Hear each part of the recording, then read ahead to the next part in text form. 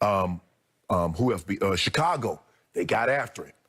You have to get after him, or you can't beat them, because he has so many weapons on the offensive side of football. He still has Gronk. Cameron Brake can make plays. He has Mike Evans, Godwin, AB. You know, what's going to be his role?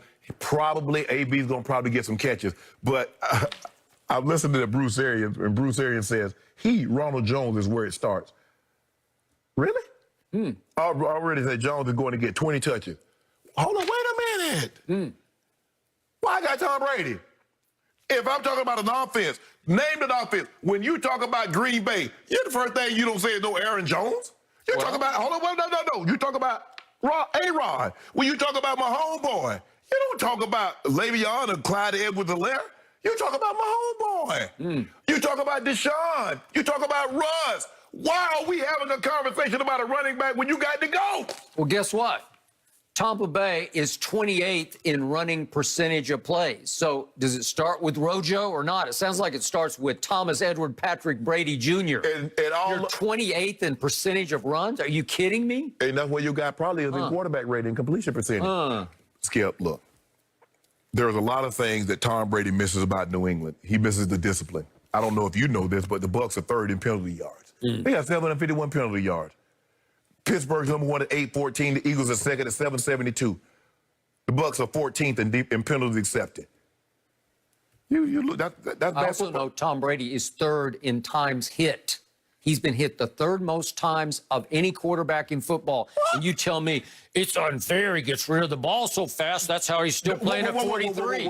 No. That's what he was doing in New England when the offense was catered to him. But you know, Skip, you've been telling me, and I've heard everybody say, Tom Brady would be good in any offense. You take Tom Brady, put him in that offense, he'd be great. I'm waiting. I'm waiting. Well, if you gave him an offseason and even one preseason game to try to figure it out, maybe he would be great. No. He's had none of that. Do you realize their bye week didn't happen until now? Isn't this kind of late for a bye week? Well, I mean, he needed it. Yeah, he needed it. Yeah. Skip, I just think the thing is that, yes, I believe that Brady would have been better served. And all the things that are happening is the things that I didn't second guess. I first guessed. Okay, when Bruce Arians asked him to constantly throw the ball down the field, Skip, you know, in order to throw the ball down the field, they didn't even go get closer and closer to you, because you got to hold on to it. Because they know three. Okay, but you thought he would slowly but surely turn it into the Tom Brady offense, and it's not happening. It still bombs away. It's still no risk and no biscuit. And if you look at it, Skip, if you look at a lot of times that he's had success, he's nickel, nickel, nickel, nickel, and then he hits you with the quarter over the top to Scotty Miller, or he hits you over the top. Agreed. But there's been none of that. Okay. All right. So the Vikings, as a Brady fan, they do scare me, because they are, according to Pro Football Focus, ranked 6th best on offense. And you keep raving about that rookie receiver, and he is 4th in the league in yards receiving, Justin Jefferson, who went a little later than Rager went, right? Yes. Okay, so the Eagles had a shot, and they didn't. For that matter, my Cowboys had a shot. I'm still happy with CeeDee Lamb. You'd be happier with that guy. I don't think so. But again, I cannot I cannot discount his year, because it's sensational. And all of a sudden, I look at Pro Football Focus's rankings of receivers, and they rank him 4th. Guess who they rank 3rd overall in just overall grade? Adam Thielen. Is Dalvin Cook any good? Yeah. Do you know what Dalvin Cook did to Green Bay and Aaron Rodgers and company up there? He went for 163, and they won at Lambeau 28-22. You can argue they took them by surprise, but they won, and they've won 5 out of 6 games against mediocre to sub competition. You know, they beat Detroit. They won at Chicago barely. They beat Carolina barely, and then Jacksonville in overtime. So they're barely beating some bad teams. Right. Okay, I got that. But they have won 5 out of 6. Right. And all of a sudden, First Cousins, as you call him, he's starting to cook a little bit. And he's thrown for 307 and 305 in the last 2 games. And I remind you, you focus on Brady, the Tampa Bay pass defense over the last 4 games has been by far the worst in pro football. By far, they're getting torched. They gave up to Tyreek 203 in the first quarter. The first quarter? Are you kidding me? So I'm saying. Well, they undisciplined, Skip. Okay, but do you don't think First Cousins can have a game? because I think he's going to throw a party like everybody else But here's does. the thing, though, Skip. When you look at Minnesota, the thing that Tom Brady loves is time, is protection. Sure. No, I got it. And they don't rush the quarterback. Okay. So I'm seeing high scoring, and I'm going to close one eye and watch this game and hope they pull it out 35-32. Because it's going to be in the mid-30s. Do you believe Dalvin Cook will be able to have the success running the football? Okay, nobody does, because everybody just throws it against these guys. So if I'm, again, I would try to run Dalvin Cook and see if you can establish something. Because if you become one-dimensional, now they heat you up. Now Todd Bowles heats you up. Well, does he? He hasn't been heating anybody up except himself. He's been on the hot seat. Well, Skip, you got to be, first of all, you got to be careful trying to run. Nobody is better against the blitz this year than my homeboy. And do you really want to blitz and have single coverage with all that speed outside? You probably don't. But don't think, I know Gary Kubiak. He was my offensive coordinator. I played with him. He's the offensive coordinator at Minnesota. Yep. And he's a smart man. He's going to run the football, but I look for Cousins to be on the move. He's not going to let you have a sitting target. He's good on the move. He's going to be on the move. Okay, I got it.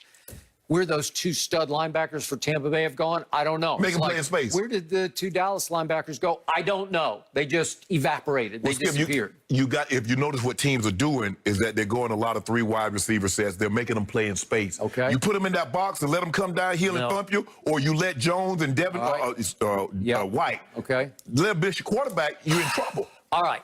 Now back to Tom Brady.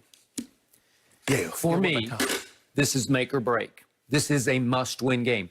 And I'm putting it in this perspective. If they're the team I thought they could be, they have to win this game. You can't back in through December. You can't fall backward toward barely eking into the back end of the playoffs. Left on their schedule, they got the 2 division games, obviously. Got Atlanta twice. Yeah, okay. So my point is, this is the turning point game. This is the one where you had a late season bye. Remember, you had little to no offseason. Right. You had virtual OTAs. You had 0 preseason games, and you got thrown into the fire. Guess where? We just talked about Jalen Hurts against New Orleans. At New Orleans. Yeah. That guy had to start against your arch division rival on the road in New Orleans with no preseason. It's not easy, man. The degree of difficulty is through that roof of that Superdome. Mm-hmm. And from there, you don't ever get a breath. You don't get to sit down and try to let it sink in what's happening. And furthermore, I remind everybody, when they got to 6-2, which is pretty good, when everybody's saying this defense might be the best defense in pro football, what did they do at 6-2? They threw into the mix, or the fire, Antonio Brown, a huge personality, a huge aura, a buddy of Tom Brady's, into a mix that was working at a very high level. And you took out of the rotation a kid that I raved about and you laughed at me for all offseason. I kept saying, you better beware of the little Scotty Miller, because he runs 4.3. That's why. He's little, but he is a little bullet. Mm-hmm. Okay? Tom started to fall in love with him. He actually became his best deep threat. And guess what's happened since AB got there? Guess what's happened? Nothing. Nothing. He's gotten 5 targets total. 5. They've thrown him 5 passes in 5 games. Yeah, but see, Scotty Miller, like, hold on. Scotty Miller was saying, hold on, you talking about you fall in love with me, but you on the phone all the time with AB. Well, he was. So I don't really know how much you really... It's hard to argue with what AB used to be, right? But Skip... But is he that now? But that's the thing, though, Skip. You had built up such a great rapport with this guy.